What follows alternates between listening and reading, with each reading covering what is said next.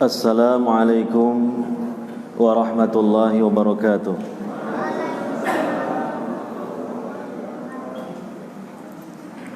Hamdan katsiran tayyiban mubarakan fihi kama yuhibbu rabbuna wa yardah. Ashhadu an la ilaha illallah wahdahu la syarika lah wa ashhadu anna Muhammadan abduhu wa rasuluh sallallahu alaihi wa ala alihi wa ashabihi ajma'in wa man tabi'ahum bi ihsanin ila yaumiddin. Wa qala tabaraka wa ta'ala fi kitabihil karim, yarfa'illahu alladhina amanu minkum walladhina utul ilma darajat. وقال نبينا محمد صلى الله عليه وسلم من يريد الله به خيرا يفقهه في الدين. Al-ayah wal hadis, amma ba'd. Hadirin wal hadirat, para bapak, para ibu, serta saudara-saudari sekalian yang semoga senantiasa mendapatkan rahmat dari Allah Subhanahu wa taala.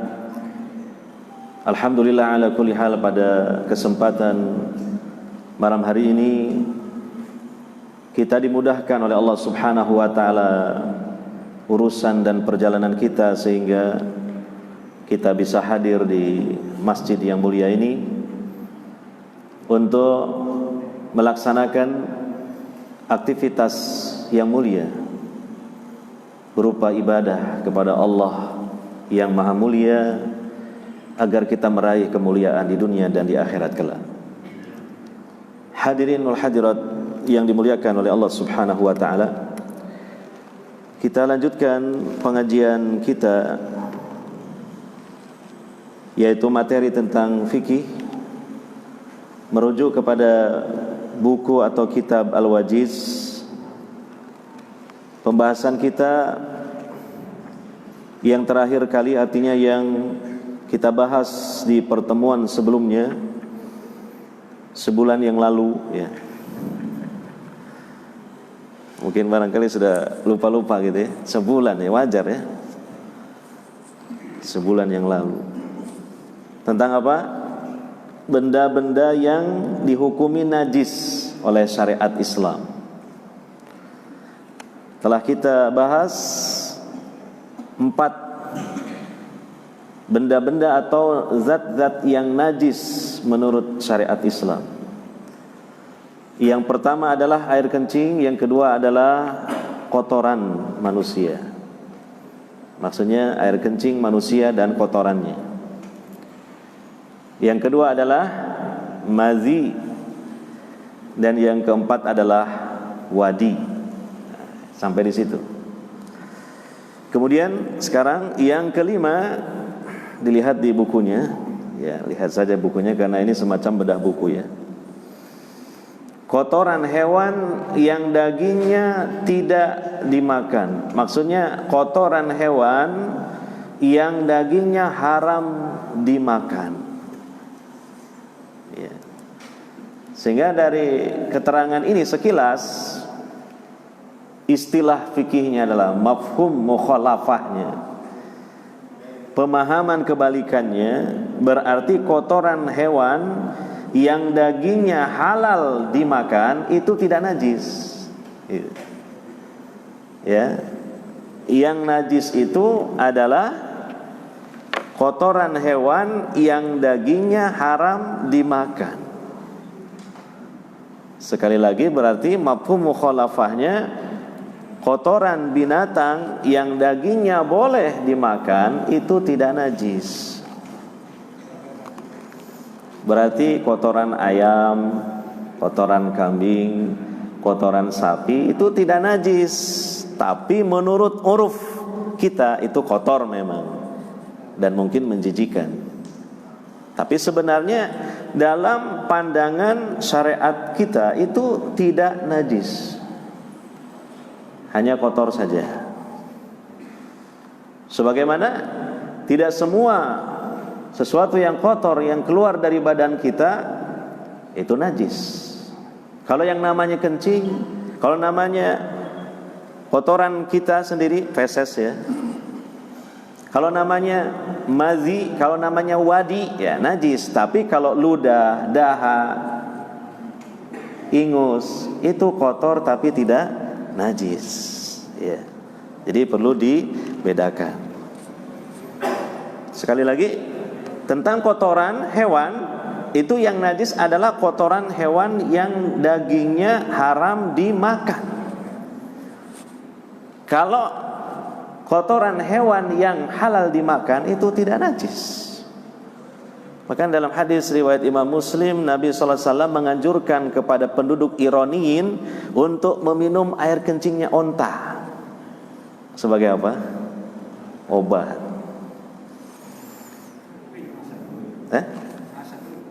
Tidak harus Pak, biar orisinil, jadi langsung aja gitu.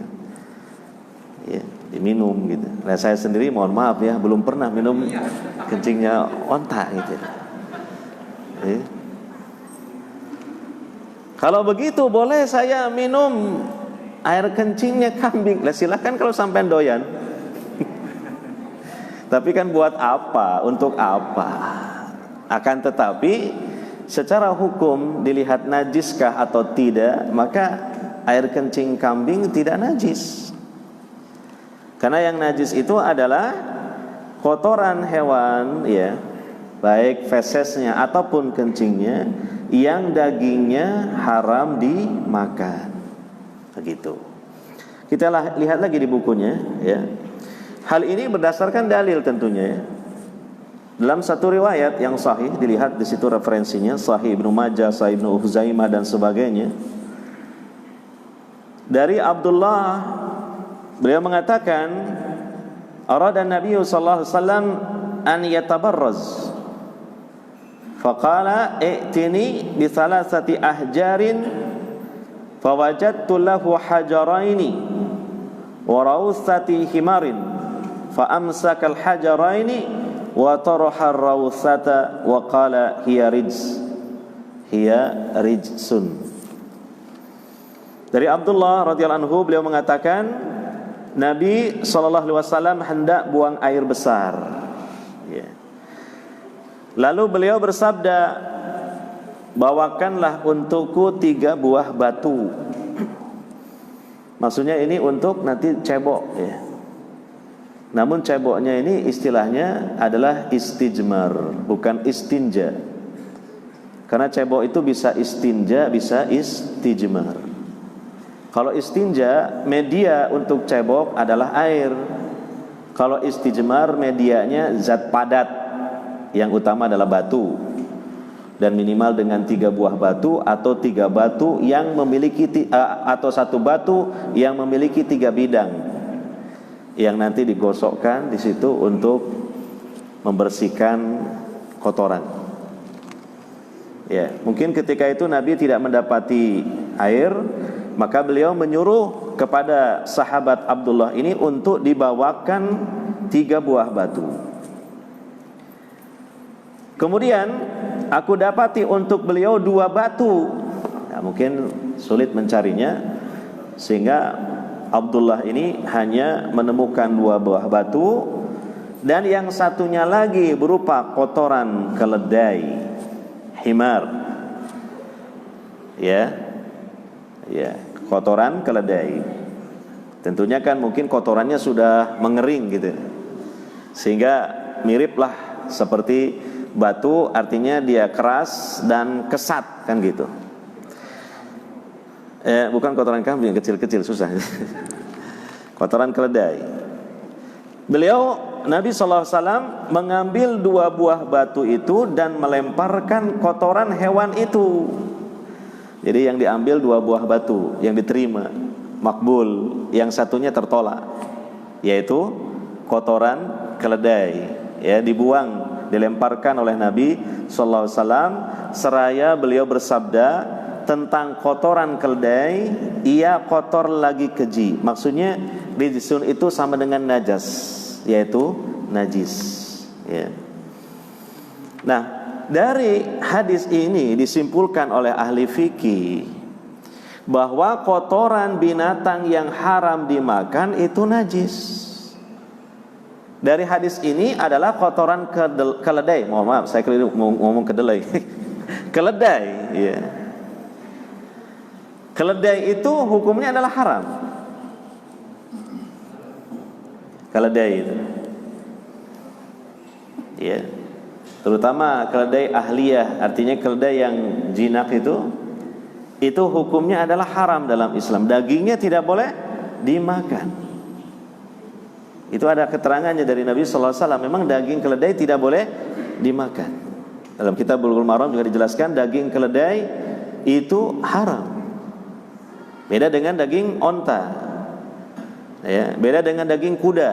Kuda ini secara hukum asalnya kan halal karena belum ada atau tidak ada dalil yang menyebutkan tentang keharamannya. Ya. Jadi kesimpulannya adalah daging keledai itu haram. Maka kotorannya dihukumi najis. Sehingga ini kemudian disimpulkan dengan metode kias, artinya dianalogikan setiap binatang yang dagingnya haram dimakan, maka kotorannya pun hukumnya najis. Maka inilah menjadi dalil tentang poin yang kelima, tentang benda-benda atau zat-zat yang najis, yaitu kotoran hewan yang dagingnya haram dimakan. Nah, silakan kita mengkiaskan atau menganalogikan kepada kotoran-kotoran binatang apa saja yang memang binatang itu haram dagingnya. Seperti misalnya kucing, seperti misalnya anjing. Kucing, anjing, ya, binatang yang bercakar, memiliki taring, iya kan? Dan memakan daging juga, hewan karnivor, ya. Terus apa lagi? Tikus, ya, tikus itu binatang yang fahisah, yang kotor, yang istilahnya keji. Ya, maka kotorannya pun najis. Ya. Itulah kesimpulannya. Jadi benda-benda yang teranggap najis diantaranya adalah kotoran hewan yang dagingnya tidak boleh atau tidak halal dimakan, haram dimakan. Maka kalau selain binatang yang haram, artinya yang halal dimakan dagingnya, kotorannya tidak najis.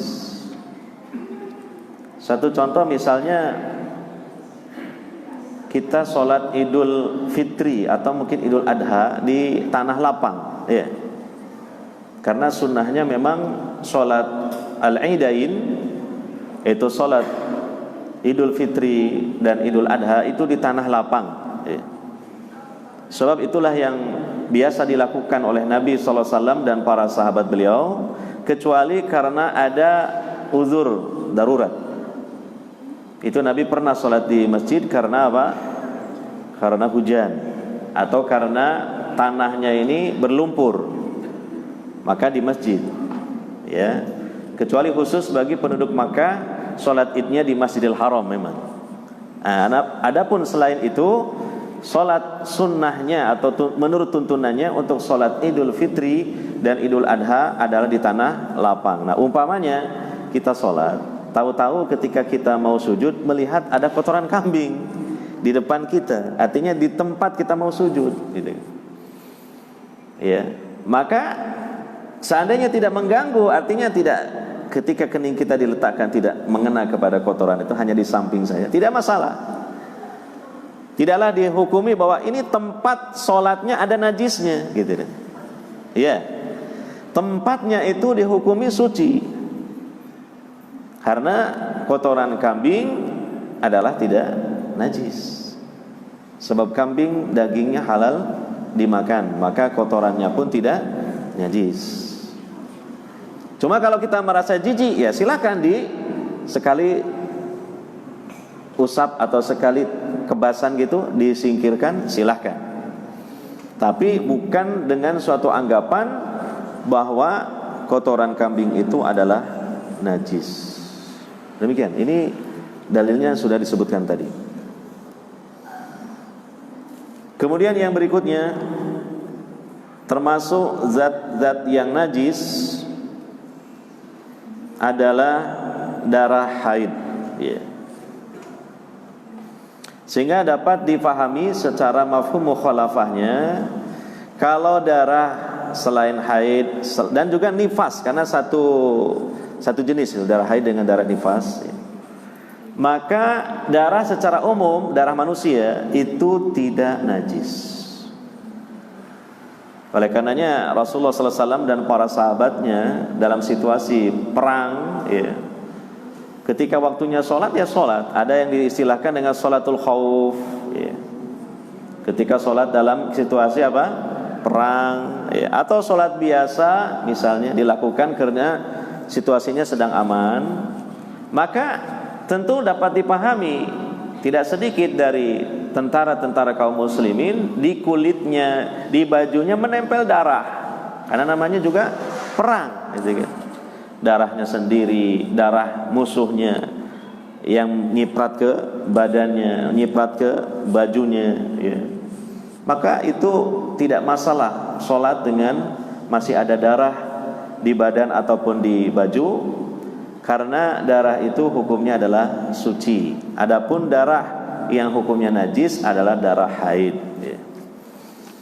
Ini sebagaimana dijelaskan dalam riwayat berikut ini, muttafaq alaih, riwayat Bukhari dan Muslim, dari Asma binti Abi Bakar qalat ja'at imra'atun ila Nabi sallallahu alaihi wasallam faqalat ihdana yusibu thawbaha min damil haid kaifa tasna, faqal tahuttuhu thumma taqrisuhu bil ma thumma tanda'uhu thumma tusalli fi. Dari Asma binti Abu Bakar, saudarinya Aisyah radhiyallahu anha, dia berkata, telah datang seorang perempuan kepada Nabi sallallahu alaihi wasallam, kemudian berkata, wahai Rasulullah, seseorang di antara kami, berarti kan sesama wanita, pakaiannya terkena darah haid. Bagaimana dia harus berbuat? Apa yang harus dia lakukan? Maka Nabi bersabda, hendaklah dia menggosokkan, kemudian mengeriknya dengan air, kemudian membilasnya, lalu boleh dia sholat dengan mengenakan pakaiannya itu. Nah, dapat dipahami itu menunjukkan bahwa darah haid najis. Makanya Nabi SAW memerintahkan wanita yang pakaiannya terkena darah haid sebelum sholat untuk dibersihkan terlebih dahulu dengan cara digosok-gosok dan dikerik, ya. Mungkin darahnya kan sudah mengering, jadi perlu dirontokkan dengan dikerik, kemudian digosok menggunakan air, lalu dibilas, dibersihkan dengan apa? Dengan air, gitu. Nah, jadi dapat dipahami berarti darah haid itu najis. Seandainya darah haid tidak najis, tidak mungkin Nabi SAW memerintahkan kepada wanita itu, dan tentunya kepada seluruh wanita yang pakaiannya terkena haid, darah haid, untuk dibersihkan, disucikan menggunakan air, ya. Makanya mohon maaf ya, tuntunan juga dari Nabi SAW, apabila wanita itu telah selesai masa haidnya, maka hendaknya segera dia mandi besar. Dan tentunya tata caranya apa? Membersihkan, ya, bagian tubuh yang terkena darah haid, ya, membersihkan pakaian yang terkena darah haid dengan air sebersih-bersihnya. Karena memang darah haid itu dihukumi apa? Najis, ya. Oleh karena juga berkaitan dengan hubungan suami istri, ketika istrinya haid itu haram hukumnya untuk didatangi, dalam tanda kutip, ya. Wa yas'alunaka 'anil mahid qul huwa adza fa'tazilun nisa fil mahid. Mereka bertanya tentang bagaimana hukumnya mendatangi wanita yang sedang haid.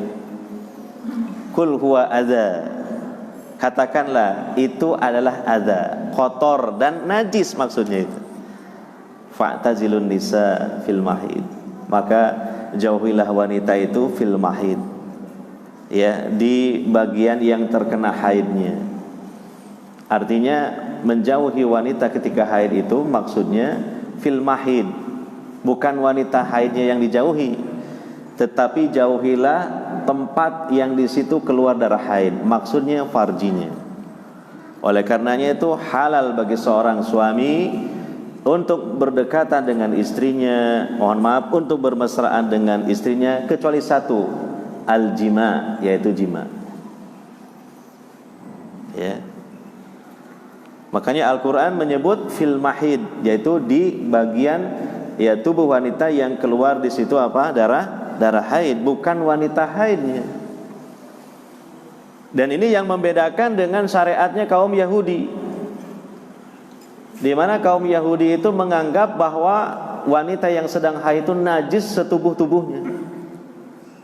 Makanya ketika ada wanita di antara mereka yang haid, dikucilkan sementara waktu, dibikinkan satu kamar khusus yang terpisah dari rumahnya, gitu. Nah, ini adalah bentuk dari, ya, merendahkan martabat wanita, gitu kan, dan tidak memanusiawikan wanita, ya. Tapi kalau Islam ini adalah agama yang wasat, pertengahan. Berbeda lagi dengan orang Nasrani, malah membolehkan mendatangi istri yang sedang haid. Adapun Islam pertengahan, tidak mendatangi istri dalam tanda kutip, tapi boleh mendatanginya. Artinya berdekatan dengannya, berinteraksi sebagaimana biasanya, dan tidak perlu dipisahkan ketika berada di rumahnya. Nah, kembali ke pembahasan kita, yaitu tadi, ya, yang najis berkaitan darah adalah darah haid, tentu darah nifas juga sebangsa dengan itu. Kemudian yang ketujuh, air liur anjing, ya. Air liur anjing. Kita langsung saja membaca dalilnya. Kenapa air liur anjing itu adalah najis? Karena ada dalil. Oleh karena itu, binatang-binatang lain, air liurnya hukum asalnya adalah suci. Karena kaedahnya segala sesuatu itu hukum asalnya suci, dianggap dinilai najis kalau ada dalil yang menerangkannya. Nah, untuk yang diterangkan di dalam dalil mengenai air liur yang najis ini adalah air liur anjing. Itu. Dan kalau tidak salah dalam mazhab Syafi'iyah, untuk lebih kehati-hatian juga tubuhnya atau kulitnya, bulunya anjing dianggap najis karena dilihat dari perilaku anjing dan kebiasaannya itu suka mandi dengan menjilati seluruh tubuhnya, menjilati seluruh bulu-bulunya itu dengan apa? Jilatan lidahnya yang tentu mengandung air ludahnya, mengandung air liurnya.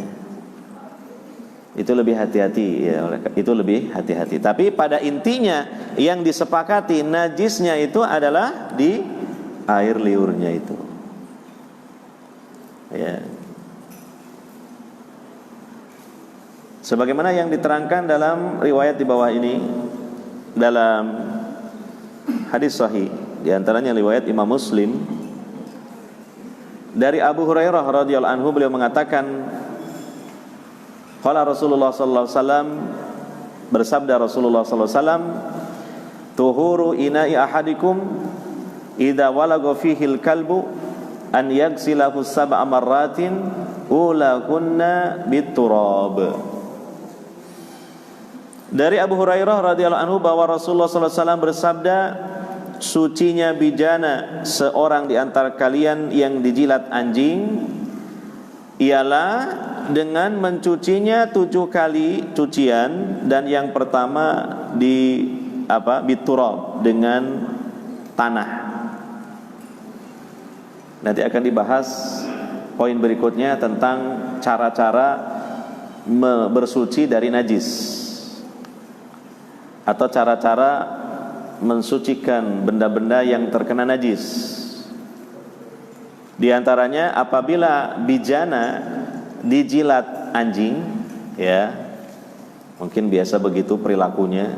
Kalau ada anjing melihat bijana yang terbuka dijilati, karena bijana kita mungkin basah atau mungkin ada sisa-sisa makanan, sisa-sisa minuman, dijilat dan kita tahu, maka bijana kita sudah terkena najis, ya, dari air liurnya anjing itu. Cara mensucikannya adalah dicuci dengan air 6 kali, dan yang 1 kalinya dengan tanah. Dalam riwayat ini yang pertama-tama dengan tanah, tapi dalam riwayat yang lain pokoknya salah satu dengan tanah. Karena lafadznya disebutkan ihdahunna biturab, salah satunya dari 7 kali cucian itu menggunakan media tanah. Jadi ambil tanah yang kering kemudian digosok-gosokkan di bagian yang sudah dijilat oleh anjing, gitu. Atau ya seluruhnya saja, ya, karena mungkin sebelumnya dia menggunakan air, seluruhnya saja dari permukaan bejana yang sudah dijilat oleh anjing itu.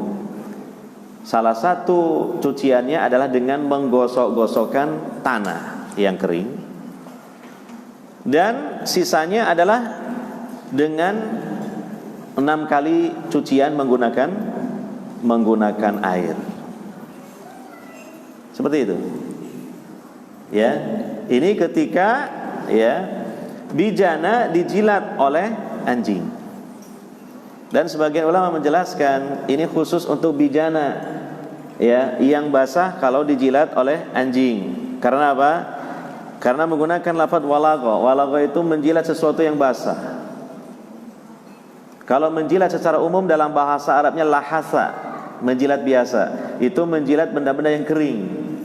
Semacam menjilat pakaian kita, menjilat baju kita, maka dicuci saja sudah. Adapun tentang tata cara mensucikan jilatan anjing dengan semacam tadi 7 kali basuhan air, salah satunya dengan tanah, itu khusus dalam kasus apa? Ketika anjing menjilat bijana. Dengan demikian sisi lain disimpulkan berarti liurnya anjing itu najis. Kalau tidak najis, tidak mungkin Nabi SAW menyuruh untuk mensucikan, bahkan dengan cara yang seperti itu tadi. Ya, ini. Jadi inilah sempurnanya syariat Islam, ya, komplit, ya. Perihal bijana dijilat anjing itu juga ada hukumnya tersendiri. Yang kedelapan, di antara benda-benda yang dihukumi najis adalah bangkai. Bangkai itu definisinya dijelaskan di buku itu singkat. Ialah binatang yang mati tanpa disembelih secara syar'i. Maka itu hukumnya maitah, bangkai. Ya. Kalau disembelih secara syar'i namanya zabihah. Ya. Nah, ini namanya maitah, adalah matinya itu bukan dengan sebab disembelih secara syar'i. Seperti ada binatang yang jatuh kemudian mati, itu bangkai hukumnya, haram dimakan. Dan juga kemudian najis, gitu. Ada ayam ketabrak mobil sampai mati sudah. Nah, itu bangkai karena matinya bukan disembelih secara syar'i. Ya. Ada kambing terjerembab ke dalam got sampai mati, gitu. Itu bangkai, jangan kemudian wah eman ya, gitu. Kambing enak dagingnya, gitu kan. Etok-etok supaya kelihatan syar'i, ya udah walaupun sudah mati kita sembelih aja, gitu. Penyembelihan yang syar'i itu ketika binatangnya masih hidup. Kalau sudah mati ya percuma. Itu namanya mempolitisasi hukum. supaya dianggap disembelih. Sudah jelas mati, dia tahu mati, sudah tidak bergerak lagi, disembelih saja. Itu namanya menyembelih kambing yang sudah mati. Iya, jadi hukumnya tetap itu bangkai. Ya.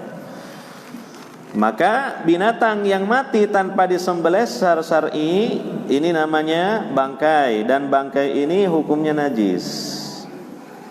Nabi SAW bersabda,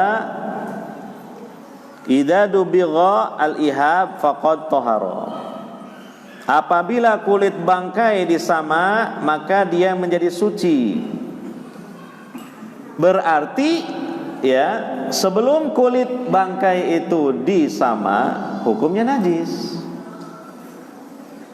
Sehingga dipahami ya, bangkai, kulitnya, dagingnya itu adalah najis. Ya kan? Coba diulangi lagi. Ini namanya fikih. Fikih ini seperti ini kan, memahami tidak, kadangkala tidak langsung ya, secara dalil gitu ya.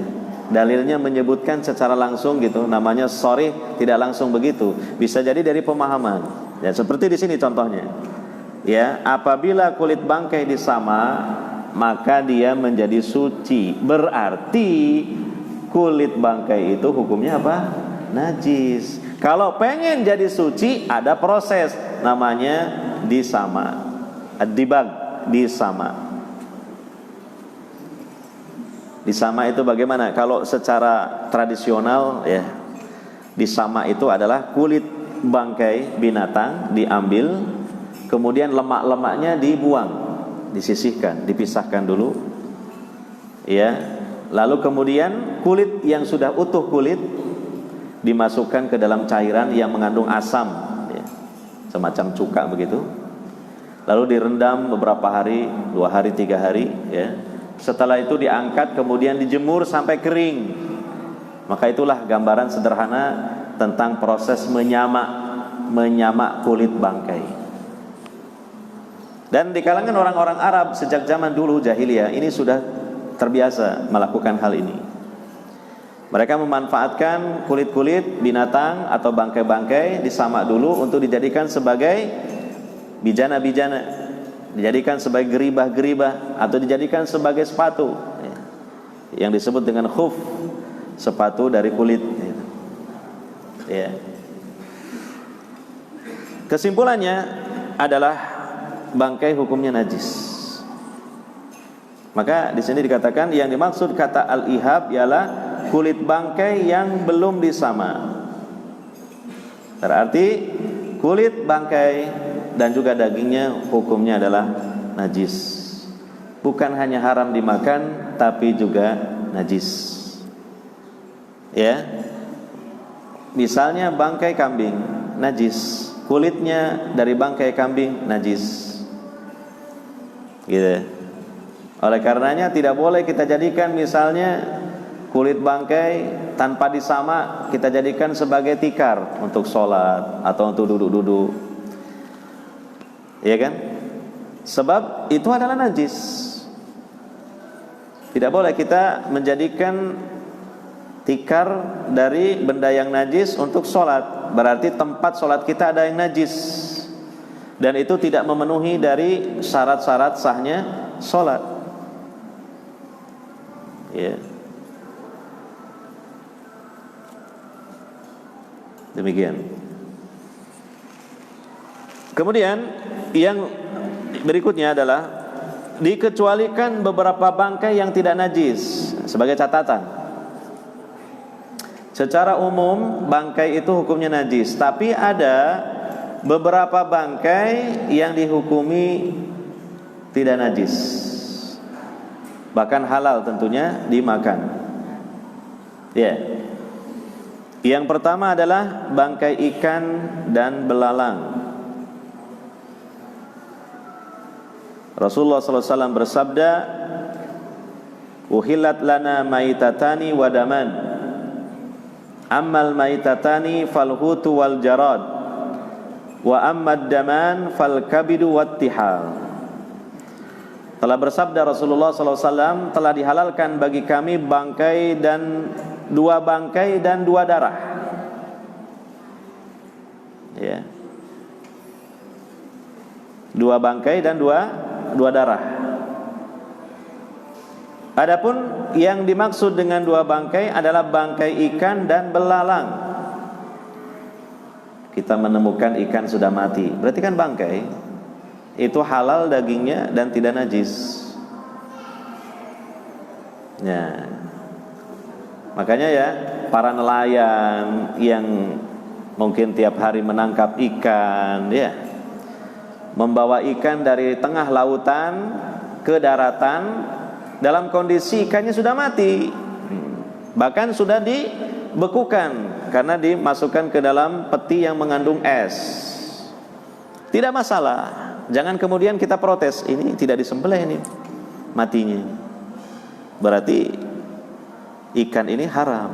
Nah, ini adalah bangkai yang dikecualikan dari dianggap haram ataupun najis, gitu. Maka jangan sampai ada keraguan lagi.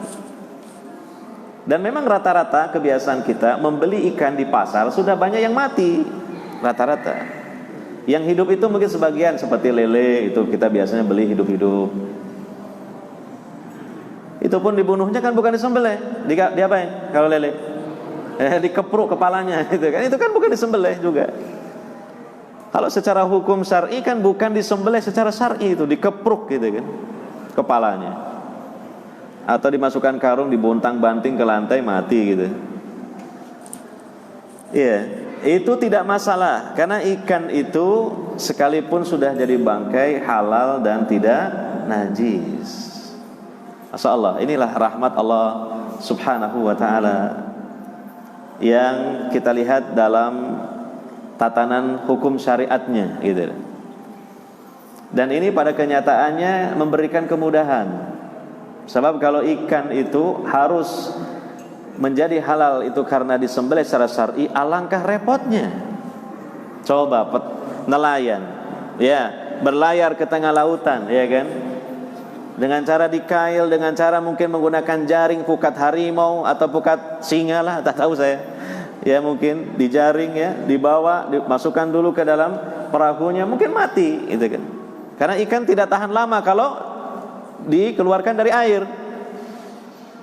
Ya, apalagi dalam waktu yang lama gitu.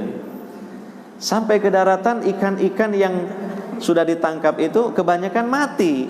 Nah, seandainya diharuskan itu disembelih, alangkah beratnya itu. Mungkin setiap menangkap dapat satu ikan disembelih, dapat dijaring berapa ratus ribu ikan disembelih satu. Alangkah repotnya.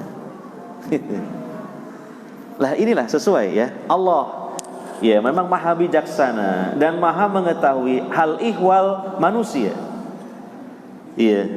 Maka dengan tatanan syariatnya bahwa semua ikan itu sekalipun matinya tidak disembelih dan memang tidak disembelih menjadi bangkai, hukumnya adalah halal dan suci. Demikian juga belalang. Silakanlah yang doyan belalang itu jangan ragu-ragu, tanpa disembelih pun bangkai belalang kalau mau makan silakan. Ya mungkin digoreng atau mungkin dibotok, istilahnya botok belalang gitu, silakan kalau mau. Kalau saya kurang berselera, bukan berarti menganggap haram, tapi kurang berselera, pilih botok-botokan yang lain lah gitu. Gitu. Ya. Nah, itu bangkai, dua bangkai. Jadi ikan dan belalang. Adapun darah ya, hukum asal darah kan haram. Entah darah itu masih berupa bentuk cair ataupun sudah padat, tetap haram. Ya, ada sebagian di antara kita, mungkin masyarakat awam ya, menganggap darah sapi yang dibekukan namanya apa? Nah, itu biasanya buat campuran rujak ya. Atau langsung digoreng. Ada yang sudah pernah kayaknya makan itu. Setelah digoreng, ya warnanya agak kehitam-hitaman gitu lah. Terus kenyol-kenyol kayak sepon gitu. Ya. Itu darah, hukumnya haram. Sekalipun sudah berubah menjadi padat, tetap itu darah. Darah yang dipadatkan itu haram. Jadi jangan lagi mengkonsumsi apa namanya tadi? Saya agak susah dari dulu mengucapkan itu gitu. Karena saya kan orang Jawa Barat awalnya. Jadi susah. Ya itulah pokoknya itu. Gitu. Nanti kalau saya ngomong kurang pas, kurang fase sampean ketawa gitu itu. Itu betul. Orang Jawa Barat bilangnya marus gitu, betul. Kalau itu saya fase. Marus, iya.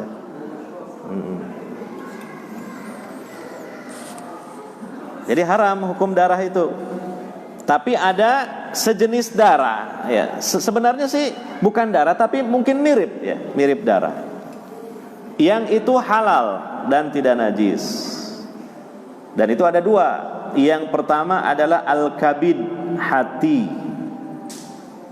Dan yang kedua at-tihal, limpa. Biasa kalau Idul Kurban beteti, kambing, sapi, tahu kan organ-organ dalamnya itu. Oh ini jantungnya, oh ini hefar atau hati. Oh limpa, limpa kan mirip hati tapi warnanya tidak pekat. Kalau limpa itu warnanya agak puyeh gitu, merah-merah, keputih-putihan puyeh itulah. Itu limpa.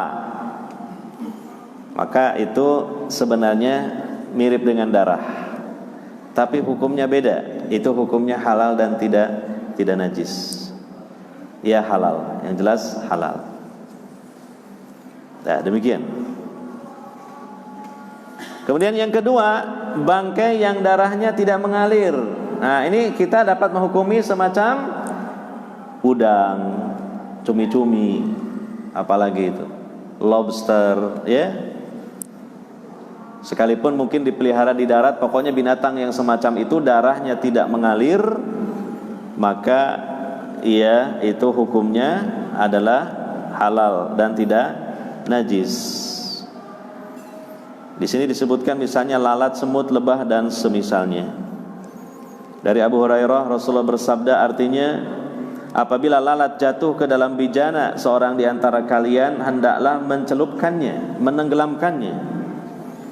Kemudian buanglah, karena sesungguhnya pada salah satu dari kedua sayapnya terdapat penyakit, dan pada yang lainnya terdapat penawarnya, penetralisirnya.